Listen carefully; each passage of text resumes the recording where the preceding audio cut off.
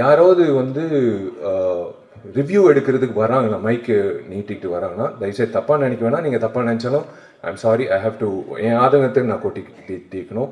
நீங்கள் டிக்கெட் வாங்கிட்டு உள்ளே வந்துட்டு படம் பார்த்துட்டு நீங்கள் அந்த மைக்கை நீங்கள் நீட்டிட்டு உங்கள் கருத்தை நீங்கள் சொல்லிடுங்க. ஆனால் தயவு செஞ்சு அவங்கள வந்து ஒரு 3 days மட்டும் வெளியில் தப்பாக நினைக்க வேணாம், உள்ளார ப்ரெமிசஸ் இல்லாமல் வெளியில் அவங்கவுங்க வண்டி வாகனத்தில் ஏறி வெளியில் போகும்போது நீங்கள் அவங்கள வந்து போய் நீங்கள் வெளியில் கேட்டுக்கோங்க. அவங்களோட ரிவ்யூ கேட்க வேணான்னு நான் சொல்ல, வெளியில் கேளுங்க. ஆனால் தயவு செஞ்சு ஒரு 3 நாட்களுக்கு மட்டும் அந்த 12 காட்சிகள் மட்டும் எக்ஸிபிட்டர்ஸ் அசோசியேஷன் நான் ஒரு வேண்டுகோளாக விண்ணப்பமாக வைக்கிறேன். உள்ளே மட்டும் கொஞ்சம் ரிக்வெஸ்ட் பண்ணி உள்ளே வந்து எடுக்க வேணான்னு சொல்லுங்கள். வெளியில எடுத்துக்கோங்க. விமர்சனங்கள் கண்டிப்பா யார் முதல்ல விமர்சனம் போடுறதுன்னு ஒரு போட்டி இருக்கும், அது தப்பே கிடையாது எல்லாரும். ஆனா நீங்க உள்ள வந்து ஒரு டிக்கெட் வாங்கி நீங்க அந்த படத்தை பார்த்துட்டு அதுக்கப்புறம் உங்க கருத்து சொல்லிட்டு அப்புறம் மக்களோட கருத்து நீங்க சொன்னீங்கன்னா சூப்பரா இருக்கும். அந்த வகையில ஒரு நல்லா இருக்கும். எந்த படத்துக்காக இருந்தாலும் அது நல்லா இருக்கும்.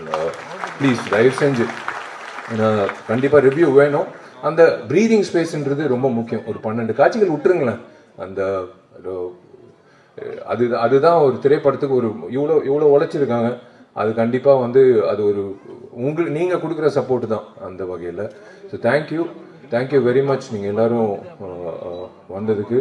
And wish you all the very best எல்லோருக்கும். இந்த ரெட் ஃப்ளவர் திரைப்படம் வெள்ளித்திரையில் மிக சிறப்பாக வந்து வெற்றிகரமாக கொண்டாடப்படணும்.